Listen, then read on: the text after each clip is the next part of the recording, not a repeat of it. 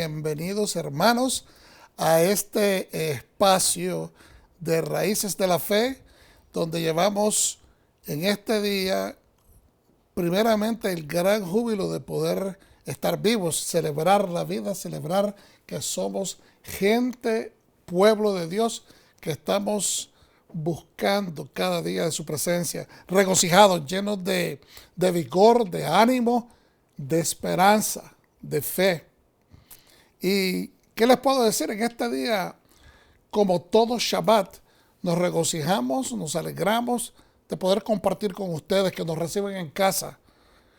Es nuestra oración que el Eterno los tenga colmados de bendiciones y aprovisionados, no solamente de cosas físicas y cosas necesarias del diario vivir, pero de fe. Estamos viviendo tiempos difíciles y es importante mantener la fe aún en medio de esas escaleras de problemática que se nos presentan. Tenemos que ser llenos de vigor espiritual, llenos de fe, así como el patriarca Jacob. Y bueno, hablando de eso, en esta tarde tenemos la parashá Vayishlach, que significa él envió. Vayishlach, él envió. Vayishlach, y él envió. ¿Ok? Y tiene mucha profundidad, así es que más que todo vamos a estar enfocados en buscar, como siempre, la cara del Mesías en cada una de nuestras parashá. Buena hora, hermanos. Yo estaba acá antes de empezar cantando aquella canción que dice: ¿quién es como tú, Señor? ¿Quién es como tú, Adonai, entre los grandes? ¿Quién es como tú, magnífico en santidad? Yo no soy cantante, pero bueno, es importante alabar al Señor desde lo profundo de nuestra alma, de nuestro espíritu, digno de adoración. Poderoso es Hashem, quien es como tú, oh Señor. Hay que regocijarse adorando al Eterno, dejar que el espíritu, el Ruach de nuestro Dios, de nuestro Elohim, tome tu espíritu y lo levante. Tome tu espíritu y lo haga elevarse a esos nuevos niveles que añoramos a cada día, especialmente cuando se nos presentan las pruebas. Y ciertamente hoy vamos a hablar de esas pruebas. Vamos a dar primeramente gracias al Eterno. Padre, gracias te damos por permitirnos entrar en tu presencia en el Shabbat. Gracias, Padre, por este espacio sagrado, este espacio separado, este espacio que tú lo has dejado como punto de contacto con tu pueblo, como el día que tú hiciste, lo santificaste para que esta reunión sea una reunión especial. Bendito eres tú, Señor Yahweh, el bendito para siempre. Bendito eres tú, Señor Yahweh, Dios nuestro, Rey del universo, que nos encontraste entre todas las naciones y nos bendeciste entregándonos tu Torah. Bendito eres, Yahweh, dador de la Torah. Señor, te damos gracias por las palabras de los profetas, las palabras de los enviados por el Mesías, sus discípulos, los apóstoles, y ciertamente por las palabras de nuestro Mesías. Te damos gracias porque tú nos has decretado que debemos de ocuparnos en estudiar tu santa palabra, tu Torah. Bendito sea el Eterno. Amén. Vamos hacia adelante. Hoy estudiamos en la porción de la Torah semanal, Vayishlach, como decíamos. Él envió profetas. Vamos a ver Oseas.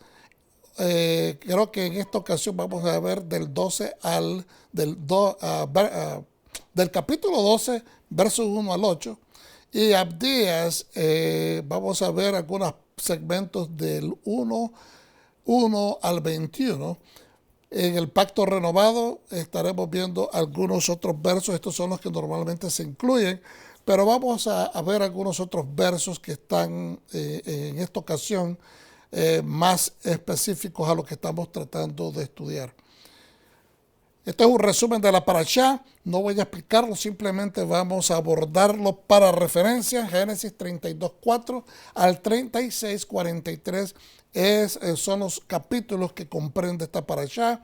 Jacob regresa a la tierra luego de 20 años de vivir en Harán y envía ángeles emisarios a Isaac con gran cantidad de ganado como regalos separados en 3 contingentes, deseando reconciliarse con su hermano. Entonces, miramos, y esto lo estudiamos el año pasado, de que estos emisarios se entiende que son seres humanos, pero en algunos gremios de estudiosos también se dice que son emisarios, que son ángeles. Los mensajeros reportan que su hermano está en camino hacia él con 400 hombres armados. Hay 400 hombres que vienen con Esaú a encontrarse con Jacob. Jacob se prepara para una posible lucha campal y separa a su familia, a su guerrero, su gente, su ganado en 2 campamentos. Jacob ora pidiendo a Dios dirección y envía sus regalos como una estrategia para disuadir o disminuir la posible furia de su hermano. Él no sabe cuál es el estado emocional en el cual se encuentra Esaú, obviamente. Ignora, pero la última vez que él vio a su hermano, él estaba furioso y dispuesto a matarlo. Por la noche, ese mismo día, Jacob atraviesa con su familia, ¿verdad?, el río Yabok con sus posesiones, pero él decide quedarse atrás del otro lado para orar y encuentra un ángel con quien lucha hasta el amanecer. Durante su lucha con el ángel, Jacob persiste en no dejar ir a aquel personaje supremo quien le da el nombre de Israel, que significa aquel que prevalece sobre lo divino, o sobre las acciones o sobre la misión divina que él ha recibido en sus manos. Jacob y Esaú se encuentran y abrazan. Es aquí donde empieza la porción que estamos a estudiar. Todo lo demás que hemos dicho hasta este momento es de la parashá de la semana pasada, pero esto es para traer la conexión. Y aquí es cuando comienza. Jacob y Esaú se encuentran, se abrazan, se besan, pero al mismo tiempo inmediatamente se separan. Jacob compra un terreno cerca de Shechem, cuyo príncipe también se llama Shechem. Shechem, o Siquem en español, rapta y viola a la hija de Jacob, Dina. Simón y Leví vengan la afrenta de su hermana matando a los varones de la ciudad, luego de fingirles paz y que entregarían a Dina en un convenio matrimonial. Luego de un tiempo no definido en la escritura, ¿verdad?, no se sabe cuánto tiempo ha pasado, Jacob continúa su viaje hacia el sur de la Tierra Santa y desafortunadamente Raquel muere mientras daba a luz a su segundo hijo Benjamín y es enterrada al lado del camino cerca de Betlehem o Belén. Rubén pierde los méritos de su primogenitura porque interfiere con la vida marital de su padre. Jacob llega a Hebrón o Hebrón a su padre Isaac, lo llega a ver, quien más tarde muere a los 180 años. Rivka, la mamá de Jacob, ya había muerto antes de que Jacob llegara a este encuentro. La parashá concluye proveyendo un informe de las esposas de Esaú o Esaú, mientras sus hijos, sus nietos y las historias de los familiares de la gente de Seir, entre quienes vive Esaú o Esaú. Entonces aquí nosotros vamos a proceder a comenzar con la porción de esta semana. Espero que esto sea de bendición como lo fue para mí, estudiar para presentar esta enseñanza hoy. Es un poco sencilla, pero al mismo tiempo complicada y profunda. No sé cómo explicarlo mejor, porque tiene detalles interesantísimos sobre el regreso del Mesías. El año pasado comenzamos a explorar esta área y hoy vamos a ponerle un poquito más de énfasis y hacer ciertas comparaciones. Génesis 33, 1 al 20, encuentro de Jacob y Esaú. Jacob alzó la vista y al ver que Esaú se acercaba con sus 400 hombres, repartió sus hijos entre Lea y Raquel y las dos siervas, es decir, puso a cada uno de sus hijos con sus madres, puso delante de las siervas con sus hijos, detrás a Lea con los suyos y último a Raquel con José. Pero él pasó adelante de ellos y se postró a tierra 7 veces hasta acercarse a su hermano. Es decir, iba caminando y en el proceso de acercamiento fue postrándose paulatinamente, culminando con 7 veces de haberse él postrado al suelo ante su hermano. Y corrió Esaú a su encuentro y lo abrazó y se echó sobre su cuello y lo besó y lloraron.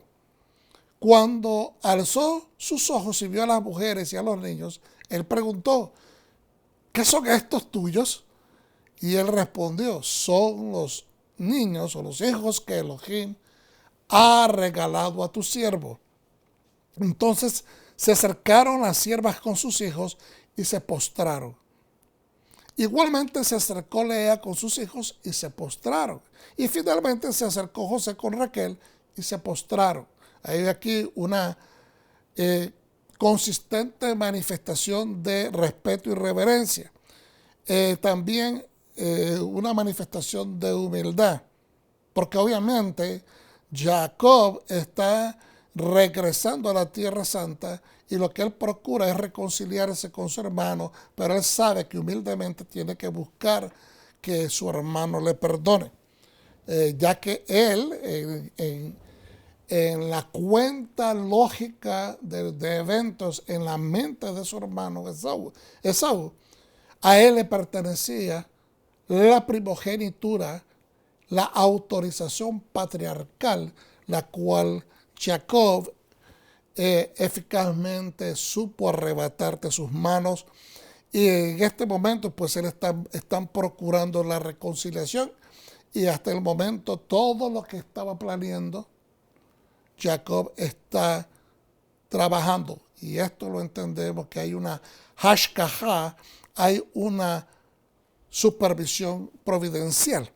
Y preguntó en el verso 8, y preguntó, ¿qué significa toda esta caravana que he ido encontrando? Dice Esaú. Y él respondió, Jacob responde, hallar gracia ante los ojos de mi Señor. Y dijo Esaú, no tengo abundancia, yo tengo ya abundancia, hermano mío, sea para ti lo que es tuyo.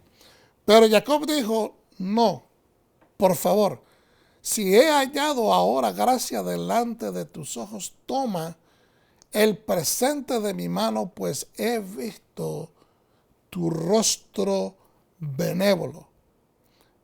Yo te he encontrado yo he encontrado que tu rostro está placentero, está agradado, está alegre, está benévolo hacia mí. Es decir, tienes una actitud benévola, una actitud familiar hacia mí. Y es como ver el rostro de Elohim. En otras palabras, es exactamente lo que yo estoy viendo en tu persona o en el desarrollo de esta dinámica de nuestro encuentro. Estoy viendo la mano del Eterno, la mano de Dios trabajando de acuerdo a la petición que yo le estaba haciendo mientras estaba en el río Yabok, pidiendo por bendición, pidiendo por protección, pidiendo por ayuda. Muy interesante, porque a veces, inmediatamente que el ser humano recibe los beneficios, que el creyente recibe los beneficios del cielo, somos de cierta manera un poco lentos para agradecer. No es que seamos malagradecidos, no es que se nos va a olvidar por completo ser agradecidos, pero es importante ser agradecido en el momento correcto. No es una, para decirlo de esta manera, no es una doctrina en sí lo que estoy diciendo, sino que la genuidad, lo genuino de ser un adorador, un reconocedor, un creyente en el Dios eterno, es esa habilidad de reconocer su mano en el momento que se manifiesta.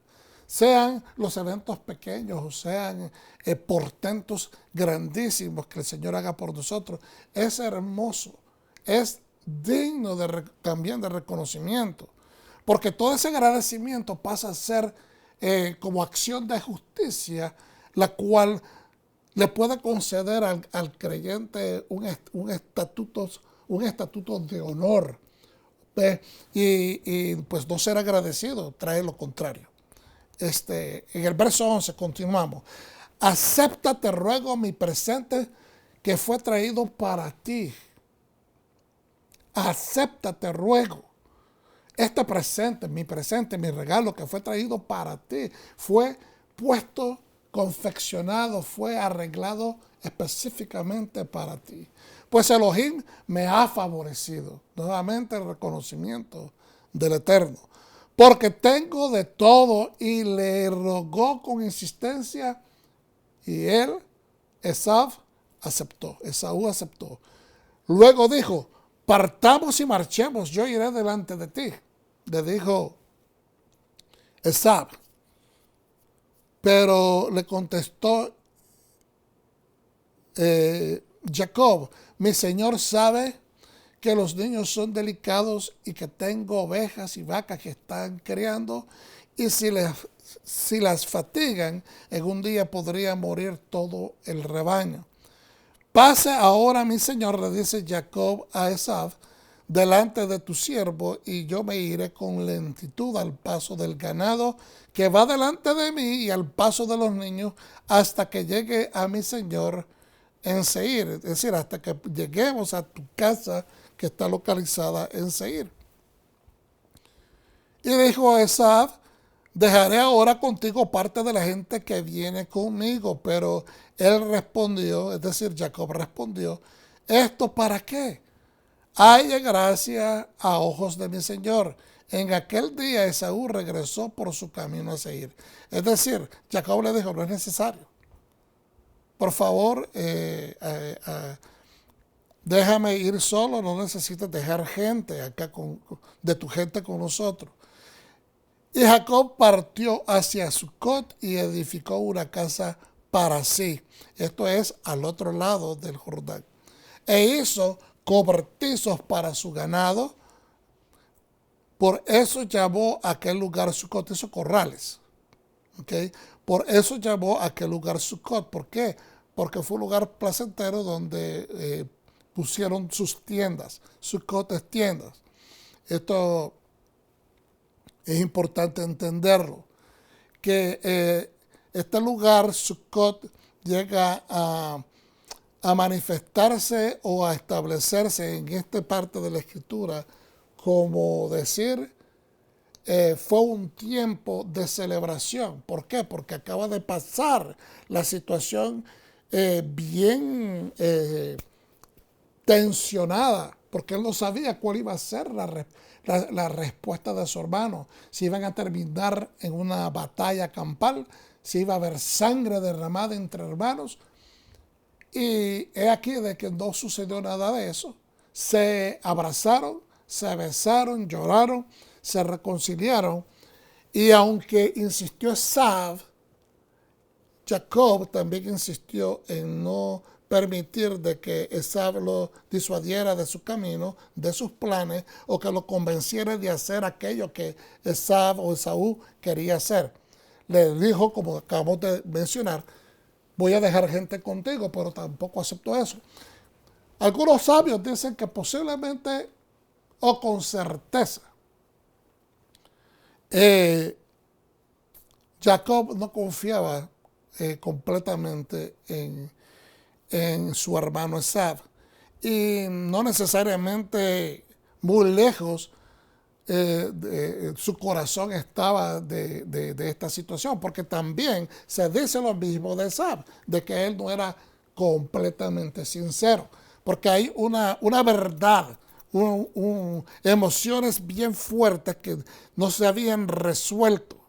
Aquí no se habló, de acuerdo a la Torá, de acuerdo a la Escritura, nada en referencia a la razón de que ellos partieron, se alejaron uno del otro, a la razón por la cual Jacob huyó y el otro lo perseguía. Es decir, no se discutió absolutamente nada acerca del asunto que tenían pendiente. Simplemente se reconciliaron sin hablar, ya por lo menos de acuerdo a lo que la Escritura nos está compartiendo. Y eso es importante tomarlo como punto de referencia. Entonces, obviamente, como eso queda en el aire, Jacob no se siente en completa confianza, ¿verdad? Porque todo movimiento puede traer zozobra, traer temor o no estar seguro de cada movimiento de su hermano. Y mucho menos él quería irse a meter a la zona o al territorio donde su hermano tenía su dominio, donde él tenía su gente, donde estaba todo su pueblo. Aquí lo encontró con 400 hombres, pero no sabemos cuánta gente más estaba en el territorio de Seir, lo que también pasó a ser después Edom. Y en aquel día Esaú regresó por su camino a Seir y Jacob partió hacia Sucot y edificó una casa para sí e hizo cobertizos corrales, ¿verdad?, en ese lugar. 18. Cuando volvió de Padán Aram, Jacob llegó en paz a la ciudad de Siquem, es decir, de Sucot, cruzó el Jordán y se fue a Siquem, que está en la tierra de Canaán, y acampó frente a la ciudad. Y ahí donde había plantado su tienda, compró la parcela del campo de mano de los hijos de Amor, padre de Siquem, por 100 monedas. Así que hay aquí otra compra que está establecida, ¿verdad?, de la parte del norte de lo que hoy conocemos, el norte central de lo que se conoce como tierra de Israel. Y aquí vemos que también aquí se compra esta porción de tierra. 20. Después erigió allí un altar y lo llamó el Elohei, el Dios de Israel. Entonces, los sabios de bendita memoria nos dicen que aunque la bendición del ángel de Hashem le aseguraba a Jacob que Jacob, valga la redundancia, prevalecería ante Esab, Jacob no se apoyó en milagros. Y esto a mí me da una gran lección cuando yo leí esta porción. Me trajo mucha luz.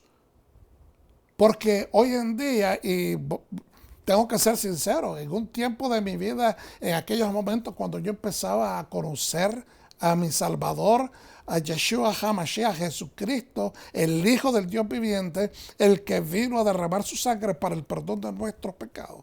Cuando yo comencé a vivir la vida cristiana, tendía a hacer oraciones pidiendo constantemente por milagros, manifestaciones de provecho, manifestaciones de que todo me saliera bien. Y realmente, pues, el Señor nunca hace promesas de ese tipo. Pero aún así, todavía hoy en día miramos que se habla muy constantemente de que todo va a salir bien, que estando en Cristo, estando en Yeshua, todo va a salir bien. Y realmente no hay absolutamente nada negativo en tener una fe fuerte que se aferra a la provisión divina. Y que obviamente todas las bendiciones, todas las promesas son amén en Yeshua. No estamos diciendo eso. Pero la problemática que yo, por lo menos en mi autoexaminación, de acuerdo a mi experiencia antigua y lo que yo he visto a través de todos estos años, es que hay una tendencia a pedir y no hacer nada. Y uno de los grandes ejemplos que puedo poner esto en perspectiva es lo que sucede hoy en día en el ámbito, digamos, sociopolítico. Que todavía la gran cantidad de la cristiandad piensa de que meterse en la política no es algo piadoso. Piensa que meterse a la política no es algo de acuerdo al corazón del Eterno. Entonces, si los hijos de Dios, que son los que conocen las verdades del cielo, el balance de la justicia de acuerdo a la voluntad de Dios, ¿cómo es posible entonces que esperemos que los hombres que no conocen de Dios, la gente que no tiene absolutamente en mente el código de justicia, de honra, de bondad, de caridad, de generosidad, que no se mueven, que no tienen los códigos éticos bíblicos, ¿cómo podemos esperar que esas personas puedan proveer eso? Entonces, y si se dan a la oración a pedir de que hayan cambios, de que Dios quite y que Dios pone, pero nosotros tenemos que entender que hay un elemento de acción en la cual nosotros tenemos que involucrarnos, ser parte del proceso para que la ecuación nos dé resultados positivos. Porque si nosotros queremos ver justicia, tenemos que sembrar la justicia. No podemos esperar que hayan hombres injustos que estén dando frutos de justicia, porque no funciona de esa manera. El mismo Yeshua nos aclara este punto cuando dice que un árbol que es considerado malo no puede dar un buen fruto. Y de la misma manera, un árbol que es considerado bueno no puede dar mal fruto. Tenemos que saber cuando el árbol es bueno porque va a dar un fruto bueno, y que reconocemos cuál es el árbol del fruto malo o el árbol malo cuando miramos que da un fruto malo. Y otras veces, en otros ejemplos, podemos ver personas que a una manera, y no estoy siendo ni drástico, ni acusador, ni negativo, esto es algo que tenemos que corregir en el cuerpo del Mesías. Es importante que corrijamos porque no podemos taparnos los oídos, taparnos la boca, taparnos, ¿me entiendes?, los ojos y empezar a orar y decir, Señor, tú haz.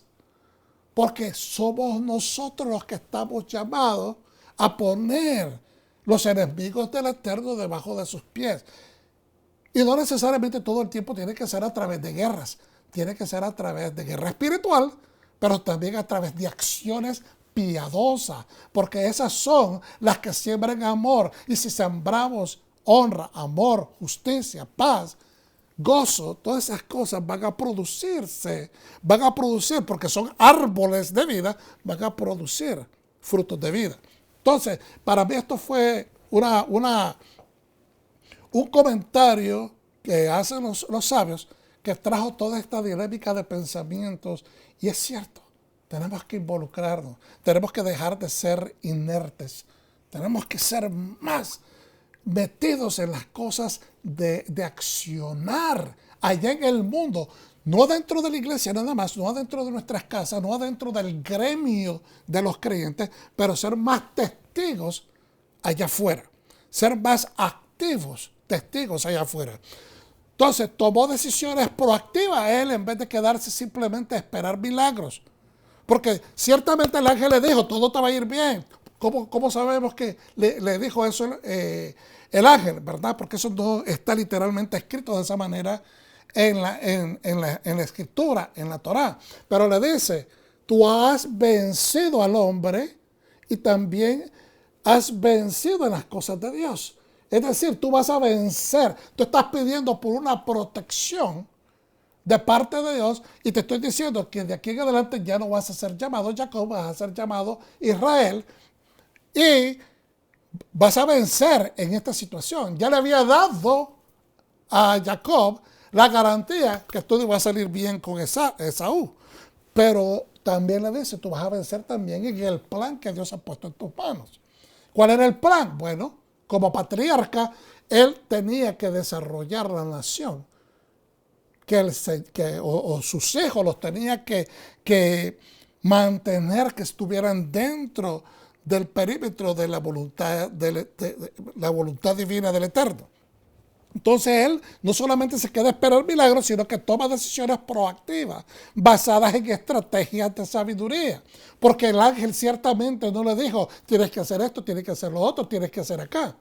Sino que le dijo, todo va a salir bien. Entonces eso queda para el uso de nuestra inteligencia y la sabiduría que Dios nos ha dado, que no nos tenemos que quedar parados, inertes, esperando que todo caiga del cielo.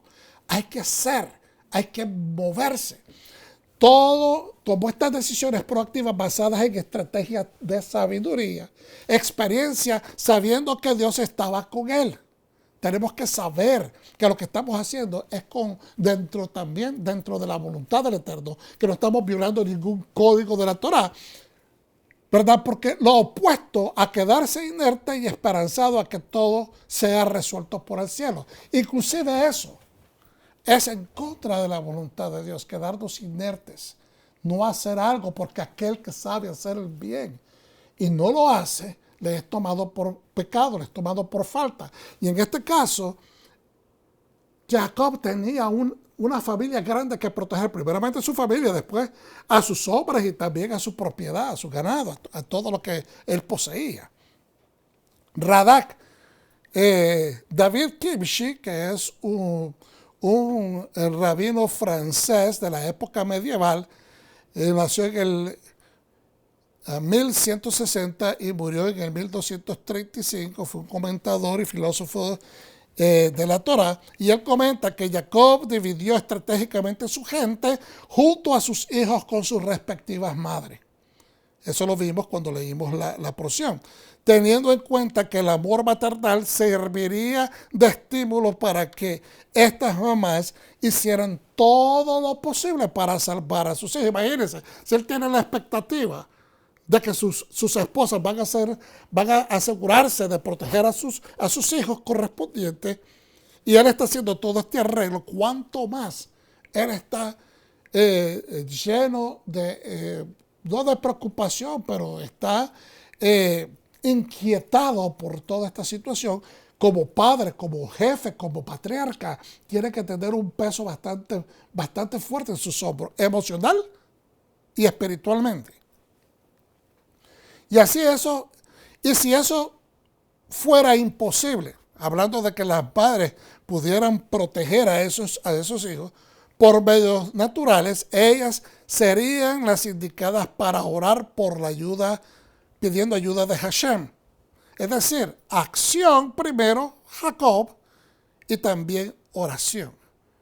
Por eso que cuando él los dividió, acción, se queda atrás, ¿verdad? Antes de cruzar el río, orando, pidiendo la dirección del Eterno, pidiendo no solamente la provisión, pero la protección del Eterno.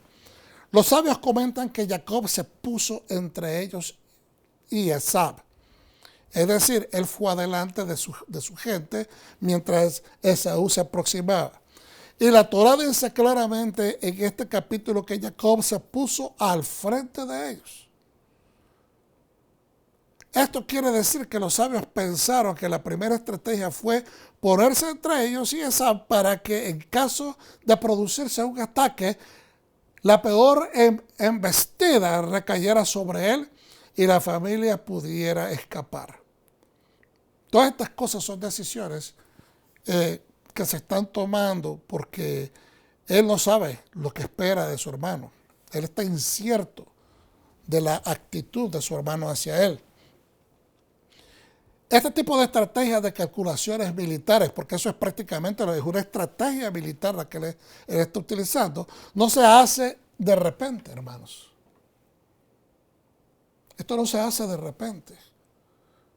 Muchas veces podemos tomar una decisión acerca de algo existencial, alguna decisión fuerte. Inversiones, comprar casa, comprar vehículos, terrenos, tal vez la inversión de la escuela de tus hijos, la universidad, un gasto grande. En general, algo importante. Y uno tiene que empezar a visualizar no solamente de obtener aquello que uno está tratando de obtener, de adquirir, pero proyectar cuáles serían las opciones, qué resultados habría, qué pasaría si esto sucede, y así sucesivamente estrategizar para poder tener por lo menos una idea de qué es el plan A un plan B y a un plan C. Porque es importante hacer este tipo de, no digamos de conjeturas, pero de decisiones sabias, que estemos informados, pero que también sepamos, podamos saber cortar bien el pastel en referencia a aquello que estamos echando mano. Es por tanto preciso entender que Jacob no creó estas medidas bajo un momento, ¿verdad? Bajo preocupaciones, bajo la tensión, ¿verdad? Pero que fue avisado, desde el momento que fue avisado que su hermano Esab venía con 400 hombres armados a encontrarlo, desde ese momento él empezó, o desde antes quizás, venía pensando, estas estrategias tenían que haber sido parte del pensamiento de Jacob en su camino de regreso a Canaán. Entonces dirá, bueno, eso no es nada nuevo, no es nada importante. Yo diría que estaría yo en contra de ese pensamiento, porque él no solamente venía al principio siendo perseguido por Labán a razón de los terafines que se le habían tomado, que se le habían llevado, porque esto tenía que ver algo mucho más allá que los ídolos. Esto de los terafines que Labán, que Raquel le había quitado a su padre a escondida, esto lo había hecho ella con medidas no de una simple venganza, por aquello de que ella sintió de que su padre no les había reconocido como hijas, no que no las reconocía como hijas de Labán, pero que no las había reconocido al nivel de darles propiedad, de legarles algo. Entonces ella tomó esta medida de llevarse estos terafines, y por eso es que él venía persiguiendo, pero los terafines tienen una importancia y tienen una relevancia en referencia al punto de esta enseñanza. ¿Ok? Entonces, vuelvo y repetimos, él tenía que venir pensando, ¿cómo me salvo de Labán? ¿Qué es lo que va a suceder? Él en ese momento no sabía lo que estaba sucediendo, porque Labán venía detrás de él. Él nada más sabía de que Labán podía ser que estaba molesto porque él se despidió, no le permitió a Labán despedirse de sus familiares antes de traerse a sus esposas e hijos. Pero hasta cuando él se dio cuenta y le dijo, ¿sabes qué? Busca y aquella persona, es decir, él pronuncia una maldición, y aquella persona que sea encontrada culpable de haberse robado tus terafines va a morir. Es decir, él no tenía ninguna estrategia hasta el momento que se da cuenta cuál es la razón por la cual Labán viene persiguiendo, lo que no es necesariamente lo que él pensaba, la situación familiar. Pero esta situación de los terafines, vamos a explicarlo un poquito más adelante. Los preparativos se hicieron y llegaron a su fin. Jacob se enfrentó a Esab sin saber si el resultado sería una sangrienta batalla o una reconciliación fraternal. La triple estrategia de Jacob funcionó, y esto lo mencionamos ya en años anteriores. 1, la oración. 2, enviar 3 contingentes de regalos separados y cuantiosos. 3, hacer humilde reverencia y respeto a su hermano Esab cuando Jacob y familia se postran ante él. Esos 3 son estrategias, o una estrategia tripartita que lleva a cabo Jacob para bajar los humos, bajar el posible enojo de su hermano. Una vez frente a frente, Esab abrazó a su hermano, de acuerdo al Midrash por Rashi, que dice que gracias a las 7 postraciones, Jacob despertó la compasión de Esab. Algunos otros sabios hemos mencionado en años anteriores de que a manera de su que está renqueando, que va, ¿verdad?, caminando un poco afectado por el apretón que le dio el ángel para que lo soltara al lado de su pelvis o de su cintura, pues entonces también Esab toma compasión por esto. Muchos de los sabios, como ya hemos estudiado, afirman que Esab realmente no era sincero ni con su abrazo ni con su beso. Aún así, Ibn Ezra, que es otro sabio, dice que en un nivel literal Esab no aparenta tener deseo de hacer daño a su hermano Jacob, pues él lloró profundamente como Joseph lo hizo con sus hermanos. Es una hermosa comparación, ¿verdad? Después de 20 años que Joseph no miraba a sus hermanos. ¿Okay? De la misma manera que han pasado 20 años desde que Jacob no mira a su hermano Esab. Entonces la pregunta surge, hermanos. La pregunta surge, ¿por qué tenía que regresar y confrontar a su hermano Esab? Es decir, ¿por qué Jacob tenía que regresar y tener que confrontar a su hermano Esab, que la última vez que lo vio lo quería matar? Aquel que una vez lo persiguió para matarlo. ¿Por qué no podía regresar incógnito? Es decir, escondido. Entrar en secreto de regreso a la Tierra Santa y entrar de una manera en paz. Bueno, hay muchas razones. Podríamos empezar del nivel carnal. El hombre no era un cobarde, posiblemente era una persona que en su juventud tomó decisiones drásticas para poder arrebatar lo que le pertenecía, pero el hombre no era un hombre cobarde. Siempre confrontó las dificultades en su vida. Primero, podríamos decir, como está escrito en la lección, es que Yahweh, su Elohim, que es Yahweh, su Dios, el que le dice que es tiempo de regresar a Aretz. Es tiempo de regresar. Y aquel que se le manifestó a Jacob cuando él iba saliendo y llegó a Betel, se le manifestó y le dijo el Señor, si tú me llevas con bien, tú vas a ser mi Dios y yo te voy a entregar el diezmo de todo lo que llegue a mis manos, ¿no? Estoy parafraseando.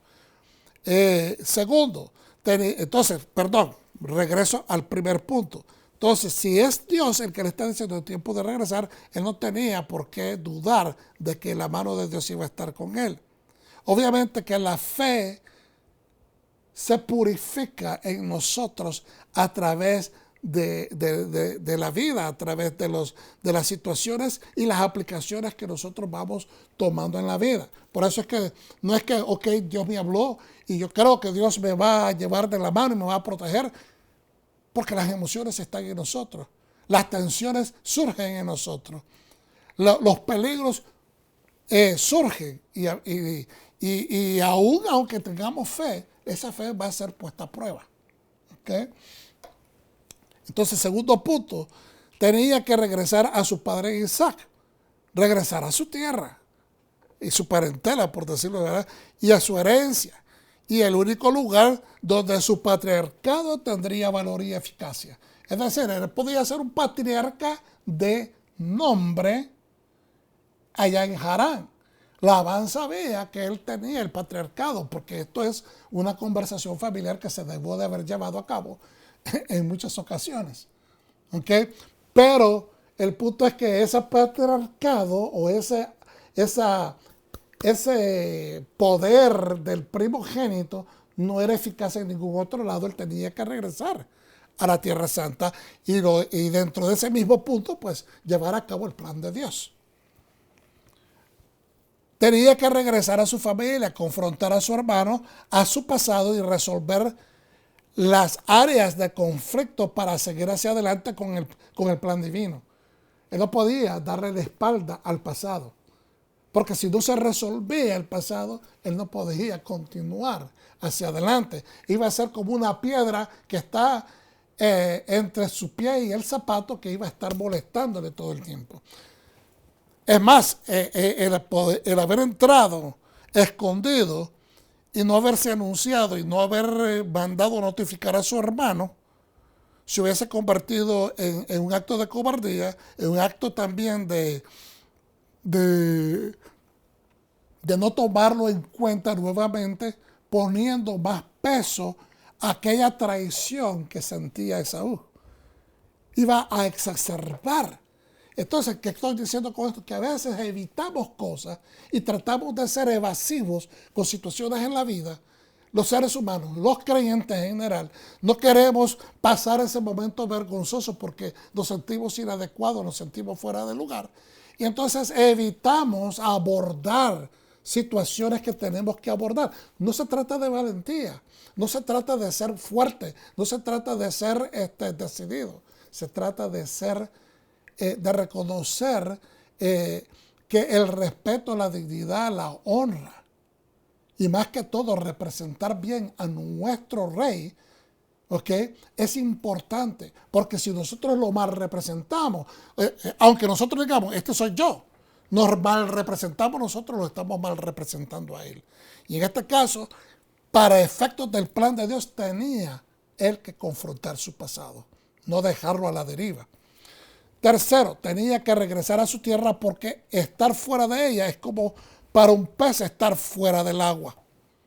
Como un hijo de Dios, como un elegido, estar fuera de la tierra santa es estar en exilio, es estar fuera del agua. Es como una planta que se desarraiga, ¿verdad? Se saca de la maceta y de esa manera puede sobrevivir cierto tiempo, pero eventualmente va a morir si no es regada apropiadamente. ¿Ok? La planta necesita de estar arraigada a la tierra. Los sabios de Israel dicen, un judío nunca se sienta en casa mientras se encuentra en el exilio. Estar fuera de la tierra santa es el exilio. Por eso muchos sabios de hoy día dicen que aunque el pueblo de Israel tiene su santa tierra, desde 1948 regresaron a lo que hoy conocemos como la tierra, el país de Israel. Todavía hay muchos que están fuera y prefieren vivir fuera de Israel. Y al mismo tiempo hay muchas situaciones sociopolíticas que no se han resuelto dentro del mismo territorio. Entonces están a una manera viviendo en el exilio. Un judío nunca se siente en casa mientras se encuentra en el exilio. Seguimos hacia adelante, después del paréntesis, y aunque el exilio es un estado temporal, porque a la verdad estamos en un proceso de un viaje. La vida es un viaje, nuestra fe es un viaje. Y ciertamente para el pueblo judío, el proceso de un viaje de camino a la redención final. El llegar a la Tierra Santa no es donde termina la meta. La redención final, tanto para el pueblo judío como para el pueblo cristiano, para el pueblo mesiánico, no termina llegando a nuestras metas, a nuestros proyectos. Termina en el momento de la redención final, cuando aparezca el Mesías y pase juicio sobre todas las acciones de cada uno, sobre todas las naciones. Y aunque el exilio es un estado temporal, porque la verdad estamos en un proceso de un viaje de camino a la redención final, asimismo el viaje de Jacob será completo solamente en la era mesiánica. Para nosotros eso es el milenio. Basado este comentario en Likutei Sukkot, volumen 20, página 164. Es muy interesante. En el Humash comentario Gutnick, es un clásico en referencia a los escritos y a los comentarios del rabino Lubavitcher del movimiento hasídico, dice lo siguiente: el judío, en este caso, hermanos, por favor, el creyente, que indudablemente saldrá victorioso de todo este amargo exilio. Aún después de la redención, algunos pensarán que muchos de los judíos quedarán cicatrizados, física y espiritualmente por la horrible turbulencia del exilio. Muchas veces utilizamos este comentario nosotros. Las malas experiencias de la vida me han dejado cicatrices. Y lo decimos de alguna manera metafórica o poética. Y lo que tratamos de decir, no me olvido de estas malas situaciones. ¿Sabes qué? La manera como me trataste, me dejaste cicatrices, por lo tanto no puedo perdonar. O si perdono, es un perdón condicional. Eso es lo que tratamos de decir en estas fórmulas. Pero realmente la redención final, nosotros tenemos que haber alcanzado un nivel, una elevación espiritual al punto de que esas cicatrices completamente desaparezcan. Pero mucha gente piensa de que estas cicatrices no van a desaparecer, que van a quedar marcadas. Pero, dice, el regreso de Jacob a la tierra, el hecho de que Jacob regrese a la tierra después de todo lo que le ha pasado, nunca dejó de ser un hombre justo. Nunca dejó de ser una persona que buscaba la voluntad, el balance de las decisiones, y nunca trató de sacarle ventaja a nadie en el sentido de hacer una maldad. Lo que aparentemente él hizo como negocios o transacciones fuera de lo normal fue porque él estaba tratando de rescatar lo que le pertenecía realmente por derecho. Y un derecho que no se lo otorgó él mismo, sino que se lo proveyó, se lo otorgó el Padre Eterno. Entonces, vuelvo y repito, pero el regreso de Jacob a la tierra después de 20 años nos afirma que no será ese el caso, sino que el pueblo va a recibir un bálsamo espiritual que va a aliviar ese dolor del pasado, ese dolor de los maltratos, de la persecución, de todos estos últimos, de los últimos 2000 años y aún un poquito antes que el Mesías apareciera. Jacob regresa ileso en una buena condición y a salvo a la tierra, dice la Torá. Asimismo, los judíos emergerán del exilio sin heridas. El exilio es todavía cuando el Mesías regrese, es cuando se podrá decir ya ese exilio ha terminado. Porque es cuando realmente todos aquellos judíos que están fuera van a regresar a la tierra. Y ciertamente todo el pueblo que es en el Mesías, todas las naciones en el Mesías, van a encontrar en el territorio de Israel una casa. Porque el Señor es allí donde va a llevar a establecer el reino de Israel, que va a ser mucho más grande, como lo hemos explicado muchas veces, del territorio que hoy vemos, esa franja pequeña.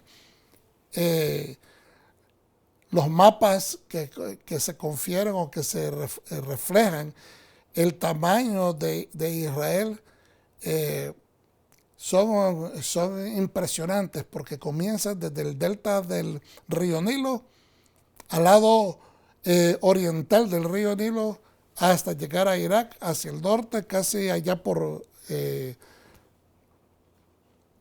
Turquía y yendo hacia el norte también de Saudi Arabia o Arabia Saudita. Así es de que sabemos de que el Señor tiene restauración completa, que va a restaurar a su pueblo, tanto judíos como las naciones del Mesías, va a restaurar. Entonces queremos ver también aquí unos paralelos, los paralelismos de los cuales quiero hablar un poco.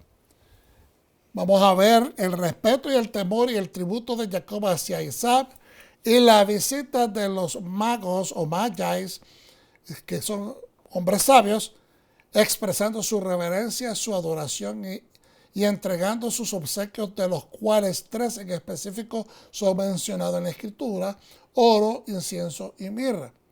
Entonces, si analizamos los elementos del oro, incienso y mirra en un nivel espiritual, podemos ver de que también Jacob envió 3 contingentes de regalos, ganados, diferentes tipos de animales. Los separó en 3 contingentes para enviárselos a Esaú y así aplacar su posible ira, invitarlo a la reconciliación.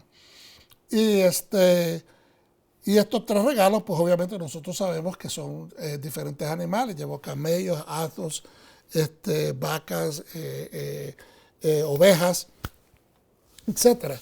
Ve, son 3 regalos, por decirlo de esa manera. Aquí los magis, los sabios, llevan a Yeshua cuando lo están buscando, ¿verdad? Que no necesariamente fue exactamente en la noche que muere o al día siguiente, perdón, que nace, no que muere, que nace, y al siguiente día o la siguiente semana. No fue así, sino que fue después de, algunos sabios dicen, entre 3 meses tenía ya el Mesías de haber nacido a un año, de haber nacido cuando los magos o los sabios se presentan en búsqueda de él para adorarle y entregarle estos presentes. Entonces, pero si analizamos esto de oro, incienso y mirra, podemos ver dentro de la estrategia que utilizó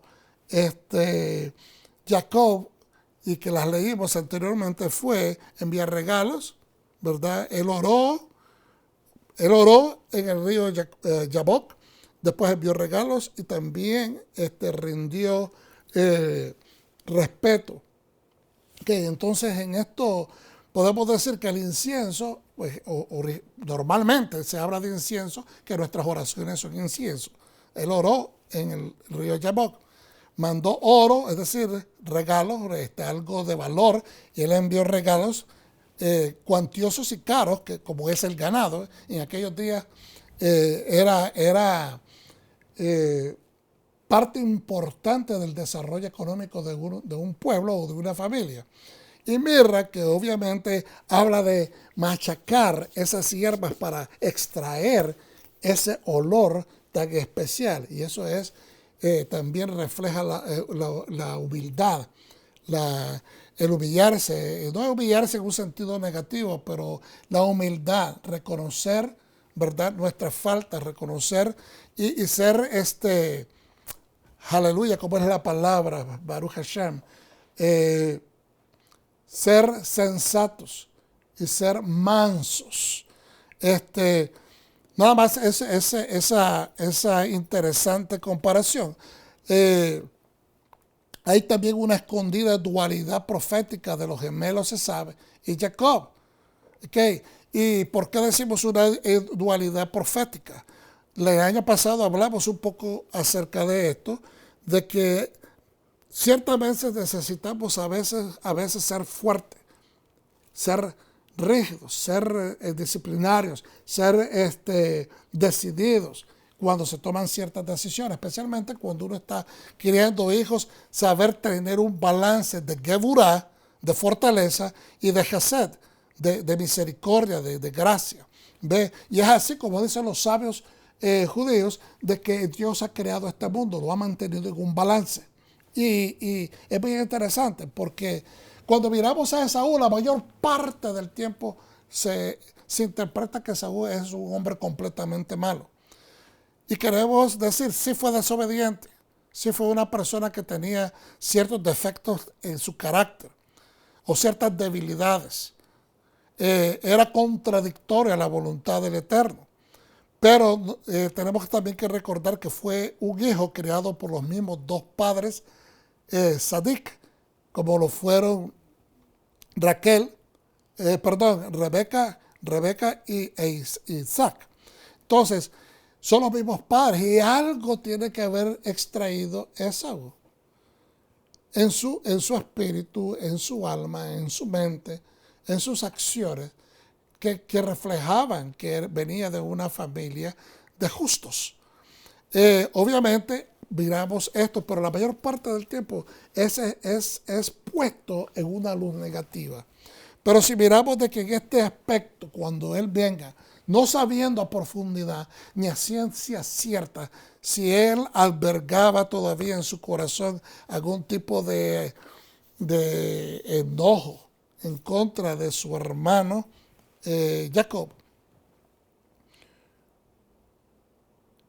podemos entender de que el acto, la acción de llorar, perdonarse, caminar con él y no exigirle, no demandar nada de él, ni tampoco de decirle, ¿sabes qué? Aunque regresaste, yo voy a seguir siendo el hombre en esta área, sino de que él se retiró hacia Seir, donde aparentemente su decisión desde años anteriores se había hecho de no necesariamente quedarse en el área donde su padre habitaba antes de que Jacob se fuera a Harán. Entonces miramos de que él decidió irse donde estaba su pueblo, en Seir. Todo esto nos hace ver de que hay algo positivo dentro de la actitud de Esaú. Obviamente, su descendencia comete muchas faltas y que ese pueblo también va a ser juzgado por el Eterno, por su actitud tan rebelde y también tan injusta en contra del pueblo judío. Ahora, Esab es la imagen del hijo desobediente, como el hijo pródigo, el hijo que desobedecía, que no quería hacer nada, que no quería casarse con las mujeres que le aconsejaban, que era bastante, ¿cómo se dice?, reaccionario a la voluntad divina, que no hace la voluntad de sus padres, sirve, pero lo hace a su manera. Es decir, es un hijo que sirve, pero lo hace a su manera, no de acuerdo a la instrucción. El hijo menor que se llevó la herencia podría ser Jacob. Lo podemos simplemente ciertas similitudes. ¿Ok? Se lleva la herencia porque él la recibe. Recibe la autorización patriarcal.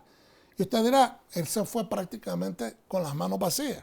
¿Qué riqueza se llevó? Bueno, se llevó la riqueza completa porque se lleva la autorización patriarcal, la bendición sobre del primogénito, que fue transferida a él. ¿Ok? Y se la lleva al mundo. ¿Por qué al mundo? Porque se va fuera de la Tierra Santa y se va para Harán. ¿Ok? Y regresa después de 20 años. Regresa después de 20 años. A la misma manera,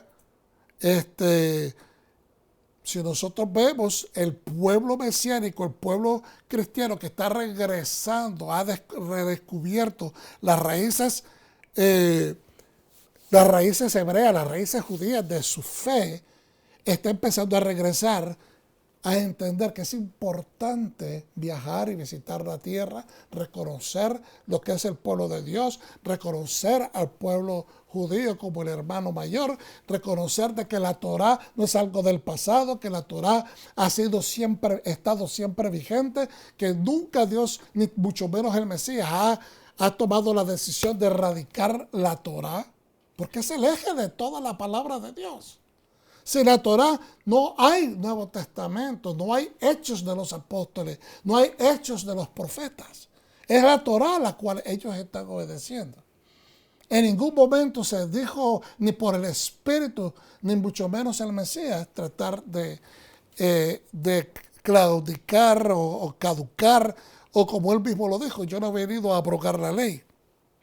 Entonces, hoy, después de 2000 años, el pueblo cristiano está empezando a regresar espiritualmente. Y entonces usted dirá, ¿cómo usted compara eso? Bueno, tenemos al Mesías en nosotros.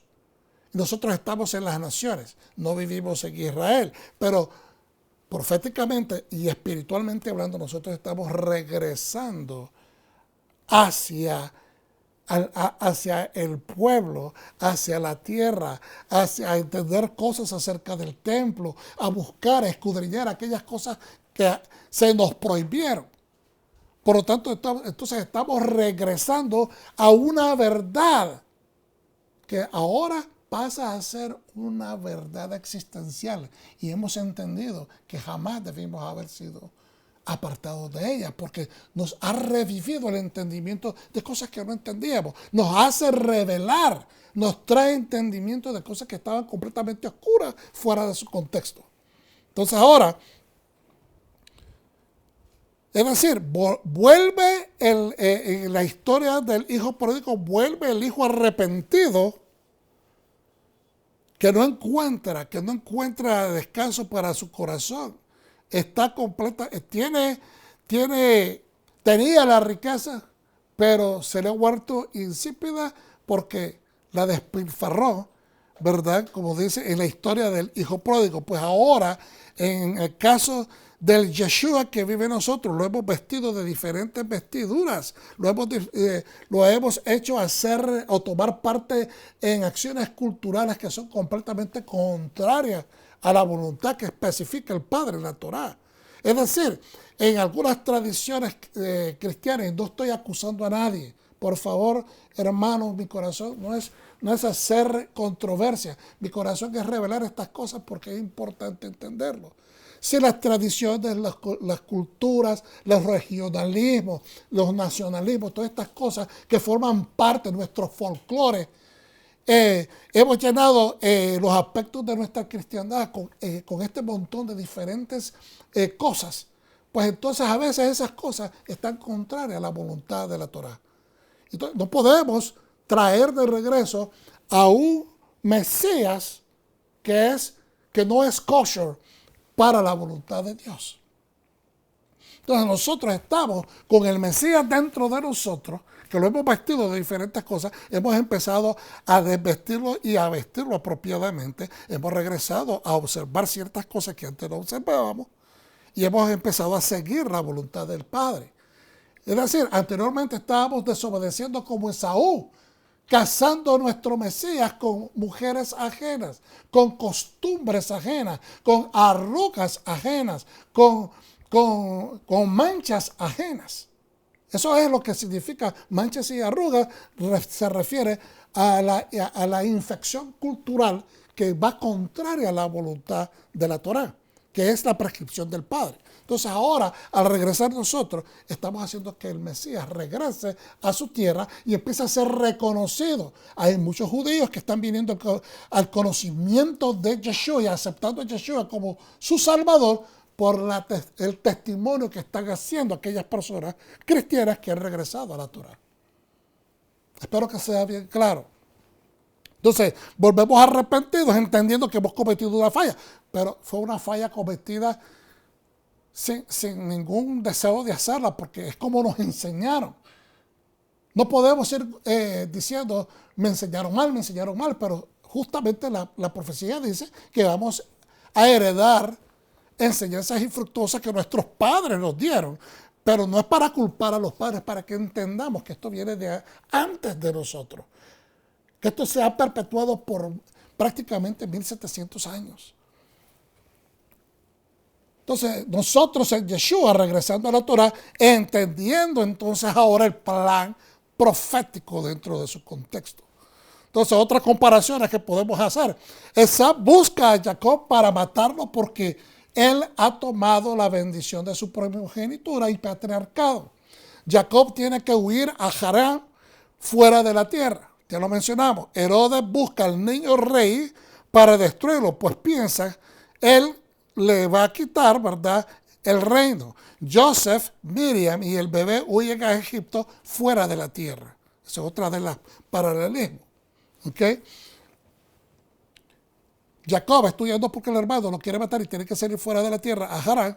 Y el rey Yeshua, que es el bebé, ¿verdad?, que acaba de nacer, que tiene poco haber nacido, tiene que huir porque el rey le está buscando para matarlo.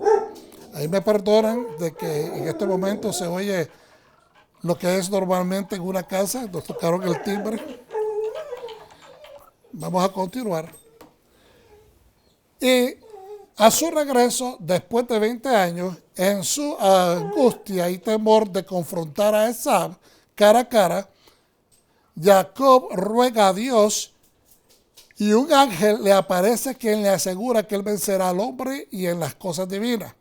Le cambia su nombre es decir, lo afirma, después que Jacob se reconcilia con su hermano, Esab le invita a irse con él a Seir. Jacob le dice que después le seguirá, pero no va a Seir, sino que sigue su plan, va primero a Sucot y después a Siquem, que es Shechem.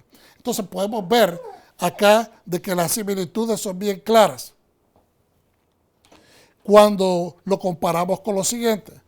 Después de 2 años en Egipto, un ángel aparece a Joseph dejándole saber que ya puede regresar a Tierra Santa porque Herodes ya murió. Al regresar a Jerusalén se dan cuenta que el hijo de Herodes es el que está en el trono y deciden mejor irse a un pueblo del cual no se espera venga un profeta o un rey. Es decir, tentativamente o al calor de las enseñanzas, como lo hemos visto en la Escritura, dice, ¿y qué bueno puede salir de Nazaret? ¿Por qué? Por eso es que se fueron a un lugar que está como quien dice escondido, para que el Mesías pueda crecer sin persecución. Aunque eventualmente hay escrituras que afirman de que él se va a quedar, ¿verdad? Va a ser, como dice la escritura, de Nazaret para que se cumpla que le van a llamar Nazareno. Ahora, ¿por qué es importante hacer esta comparación? Porque el regreso de Jacob es después de 20 años. No sé si ustedes ven que puse acentuado en color verde el número 2. Porque estos son a veces juegos que la misma escritura nos enseña o conjugaciones literarias, por decirlo de esa manera, que la escritura nos enseña, ¿verdad? Con los números. Y después de 20 años regresa, muy angustiado. Jacob, porque no sabe el futuro, cómo se van a desarrollar las cosas, ¿verdad? Y aunque Esaú le invita a que se aseguran que él vaya con él hasta seguir, él, ya sea porque tiene sus dudas o desconfianza, difiere y deja que su hermano se vaya, Esaú se vaya, y él se queda y hace lo que siente en su corazón, el plan de Dios. Y de la misma manera, cuando regresa Joseph, Miriam y el bebé regresan de Egipto, ¿verdad? Cuando le aparece el ángel, y como dijimos anteriormente, el Señor le habla a Jacob para que se regrese. Pues aquí también hay una manifestación divina, ¿verdad? Que aparece un ángel y le dice a Joseph que se regrese, de que ya Herodes murió. Pero cuando regresan encuentran que el hijo de Herodes todavía está en poder y entonces ellos no quieren quedarse en Jerusalén, sino que se van a una ciudad donde hay menos peligro. Esas son comparaciones. Mateo 2, y vamos a leer esto para que ustedes puedan ver esta situación. De la misma manera, observen en el mapa donde está Jerusalén en referencia al río Jabbok o Jabbok, donde miramos cómo cruzaría Jacob esa vez el río Jabbok, y después tiene que cruzar el Jordán para entrar al área donde ustedes miren en el mapa de Samaria. ¿Ok? Y ahí más o menos al norte de Jerusalén está de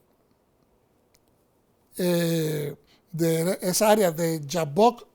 No está en este mapa, pero por ahí está lo que es Sucot, y luego al cruzar el Jordán y más o menos al área central de Samaria, ahí está Shechem, Siquem. Ok, vamos a leer Mateo 2. Pero siendo advertidos en sueños que no volvieran a Herodes, regresaron a su tierra por otro camino, hacia Egipto. Después que ellos regresaron, he aquí un ángel del Señor se aparece en sueños a José diciendo: a levantarte, toma al niño y a su madre y huye a Egipto y permanece allá hasta que yo te diga, porque Herodes está buscando al niño para destruirlo. Y él, levantándose, tomó de noche al niño y a su madre y se fue a Egipto. Y ella se quedó hasta la muerte de Herodes para que se cumpliera lo dicho por el Señor mediante el profeta cuando declara: de Egipto llamé a mi hijo. Ahora, en Mateo 2, 1 al 23, no vamos a leerlo todo, siempre vamos a leer, ¿verdad? La parte que están acentuadas. Después que Yeshua nació en Bethlehem de Judea, en días del rey Herodes, he aquí unos magos del oriente llegaron a Jerusalén diciendo, ¿dónde está el que ha nacido rey de los judíos? Porque vimos su estrella en el oriente y vinimos a adorarlo. Al oír esto, el rey Herodes se turbó y toda Jerusalén con él, porque nadie obviamente estaba poniendo atención a los señales en el cielo. Y habiendo convocado a todos los principales sacerdotes y a los escribas del pueblo, le preguntaron dónde había de nacer el Mesías. Y ellos le dijeron, en Bethlehem de Judea, porque así está escrito por el profeta.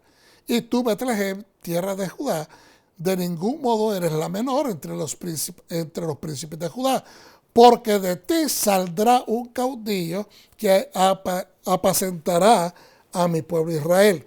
Entonces Herodes, llamando en secreto a los magos, indagó diligentemente. Es decir, esto fue un proceso, no fue una conversación de 5 minutos.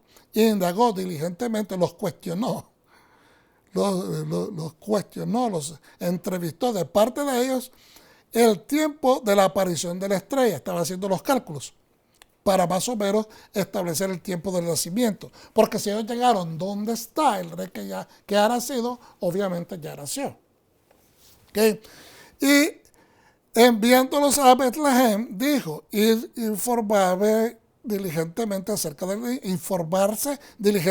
acerca del niño, y tan pronto como lo hayas encontrado, avisadme para que yo también vaya a adorarlo. Ahora, es por eso que cuando él toma la decisión de ir y masacrar a todos los niños menores de 2 años, es porque él está haciendo ese cálculo. Por eso es que les repito de que dentro de las calculaciones se cree que los Magis llegaron a Jerusalén más o menos 3 meses después, hacia 1 año, es decir, después del nacimiento de Yeshua, que fue en el tiempo de Sukkot, de acuerdo a las mismas profecías, cuando dice de que le van a poder Immanuel, que significa Dios con nosotros, pero también de acuerdo al hecho de que Yeshua no, nace dentro de una azúcar. ¿Okay? Después de oír el rey, ellos se fueron y aquí la estrella que vieron en el oriente los precedía hasta que llegó y se detuvo sobre donde estaba el niño. Entonces, al ver la estrella se regocijaron con gran gozo y entrando a la casa vieron al niño con su madre Miriam y postrándose le adoraron. Luego abrieron sus tesoros y le ofrecieron como presentes oro, incienso y mirra, pero siendo advertidos en sueños que no volvieran a Herodes, regresaron a su tierra por otro camino. Nuevamente miramos aquí el elemento de la protección divina. Quería entrar rápidamente a leer esta parte del llanto de Raquel. Ya miramos la parte de hacia Egipto. Vamos a saltar el verso 16, versículo 16. El llanto de Raquel. Herodes, al verse burlado por los magos, se enfureció sobremanera y enviando soldados mató a todos los hijos menores de 2 años en Bethlehem y en sus alrededores, conforme al tiempo que particularmente había indagado de los magos. Él hizo sus conjeturas, él hizo sus calculaciones y se dio cuenta de que más o menos esta era la edad que posiblemente este niño tenía. Y desgraciadamente pues mandó a masacrar a unos inocentes.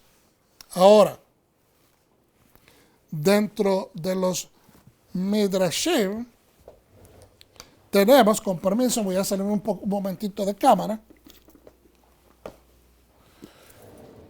Y dice, dentro de los Midrashim, voy a leer esto rápidamente, porque es importante los Midrashim o enseñanzas, es una forma de enseñanza muy antigua. Y son como parte de los recursos que se vinieron compartiendo a través de los tiempos, ¿verdad?, de las generaciones de boca. En otras palabras, la Torah hablada. Es enseñanzas que toman un realce importante en el contexto cultural y que nos ayudan a entender y a rellenar partes importantes de lo que estamos estudiando. Y en este aspecto de este compendio de Midrashim o de enseñanzas, el Midrash dice que es este recurso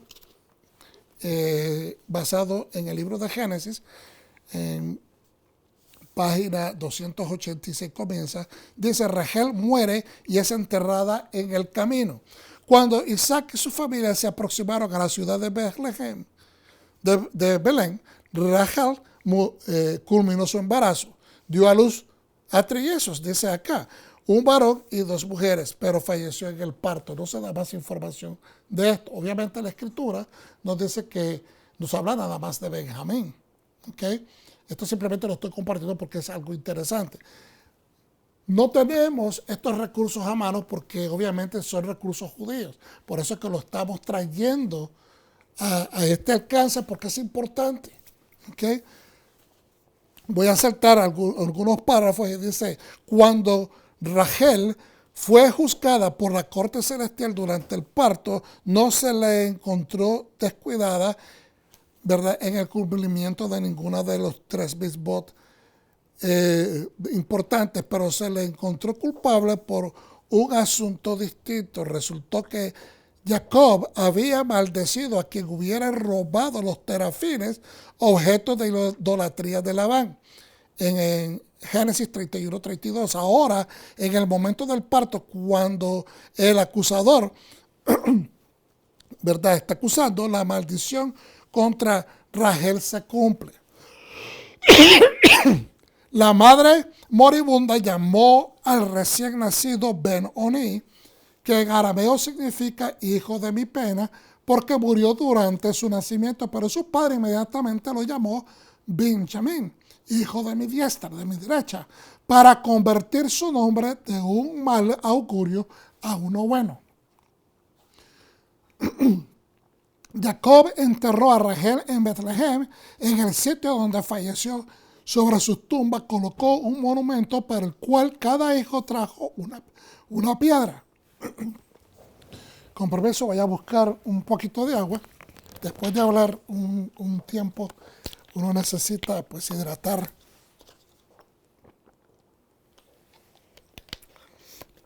la garganta. Aleluya. Baruch Hashem.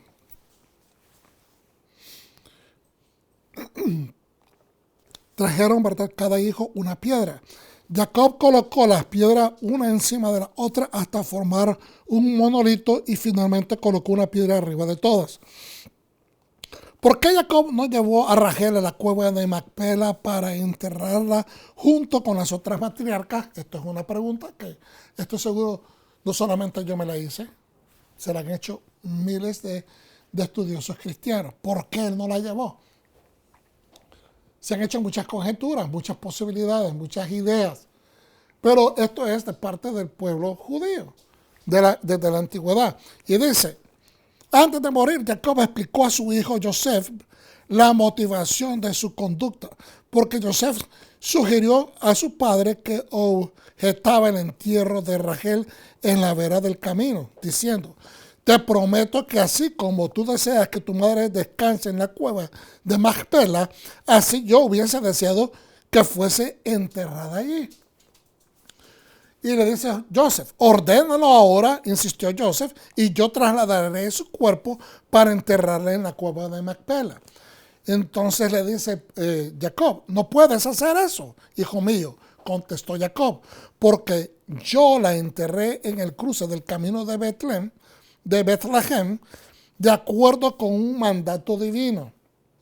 Cuando los hijos de Rachel en el futuro sean exiliados por Nebuchadnezzar, pasarán por la tumba de Rachel. Ella implorará a Hashem por misericordia para sus hijos y Hashem escuchará su tefilá, su oración. Las palabras de Jacob se concretaron cuando los hijos de Israel fueron exiliados después de la destrucción del primer Beit HaMikdash, del primer templo. Entonces también no podemos pasar por alto que esto conecta con la escritura que estábamos leyendo aquí en Mateo, del llanto de Raquel. En Mateo 2, en el versículo Mateo 2, 1 al 23, pero en el versículo 16, cuando habla del llanto de Raquel, ¿verdad? Porque la profecía es en Jeremías 31:15, que habla acerca, ¿verdad?, de que en Ramá, ¿verdad?, se escuchan los gritos de Raquel, y justamente dicen los escritos de los históricos que la gente que vivía en Ramat eran benjamitas. ¿Ve? Y esos son las víctimas o el pueblo, ¿verdad?, que sufrió la victimación a manos de los soldados de Herodes, que mataron a todos estos bebés tratando de dar al traste con el Mesías que había nacido. Es bien interesante, porque estos aspectos históricos rellenan esas lagunas de información que no tenemos en nuestros círculos. Entonces dice en el 17, ¿verdad? Lo voy a leer para el contexto. Cumplióse entonces lo dicho por el profeta Jeremías cuando dijo: una voz fue oída en Ramá, llanto y gran lamentación, Raquel llorando por sus hijos y no quería ser consolada porque ya no existe. Obviamente, esto es una profecía en un aspecto metafórico, porque Raquel ya había muerto. Seguimos adelante y allá abajo en la parte dice: el hombre de Jacob entra en la lista de las tipografías de los predestinación, que algunos teólogos utilizan para estudiar estos asuntos bíblicos, ¿ok? Pero sabemos que la supervisión divina ve en el futuro. ¿Y qué estamos refiriendo? Porque se dice de que Jacob fue predestinado.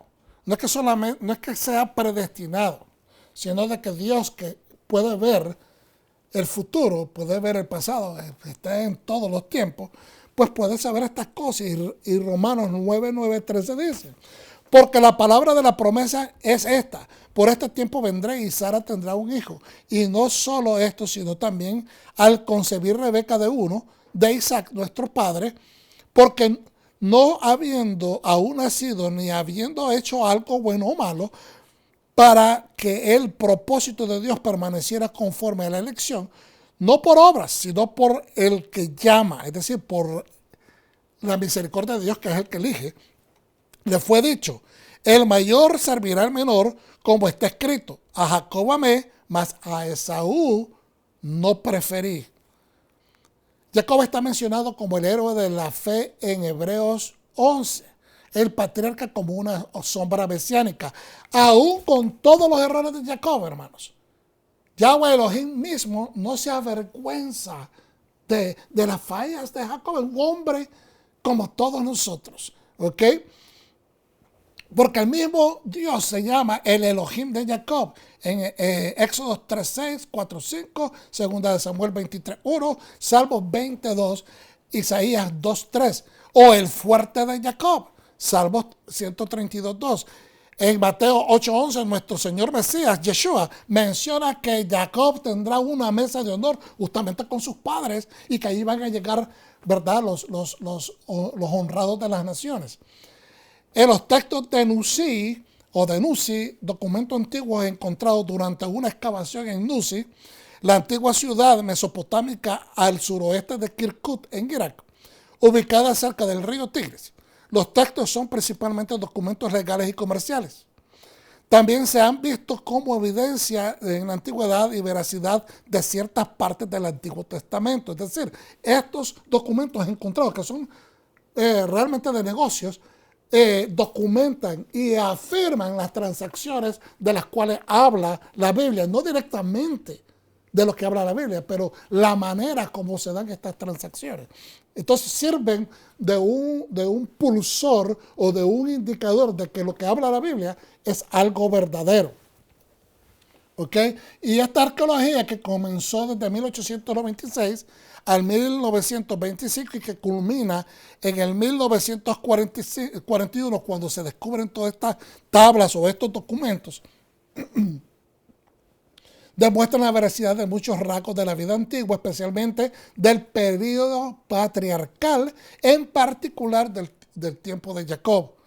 Las cartas de Nuzi fueron descubiertas entre 1925 al 41 en el sureste de Nínive, documentos netamente de carácter legal donde se testifica que el derecho a la primogenitura podía ser transferido a otras personas.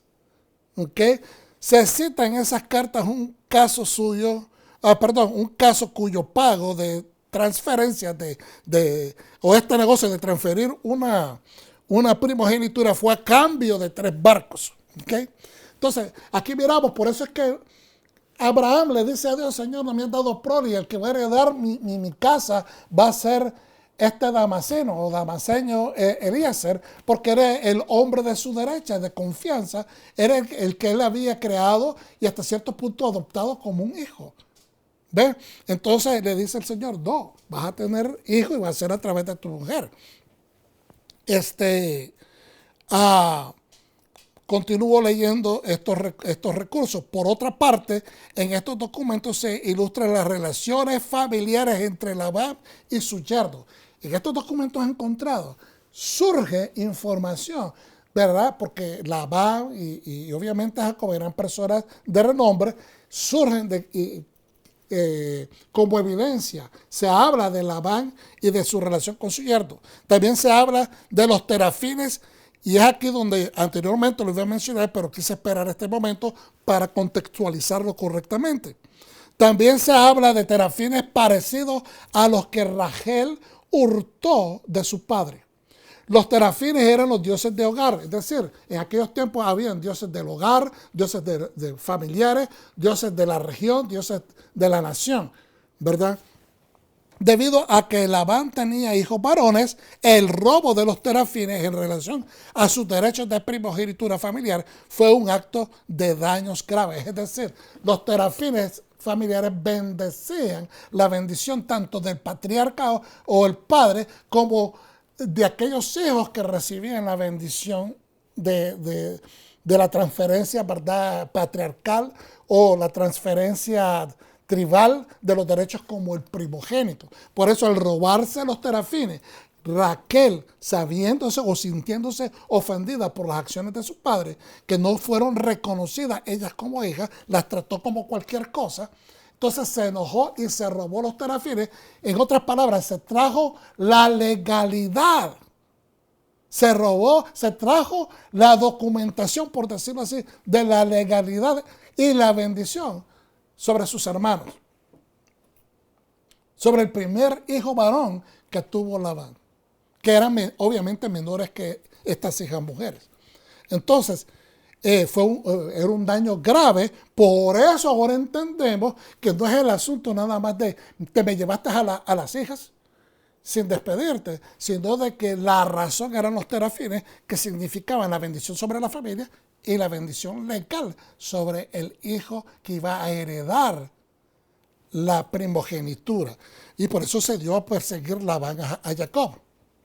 Entonces, toda esta hermanos, si me pueden poner atención un momento acá. Aleluya.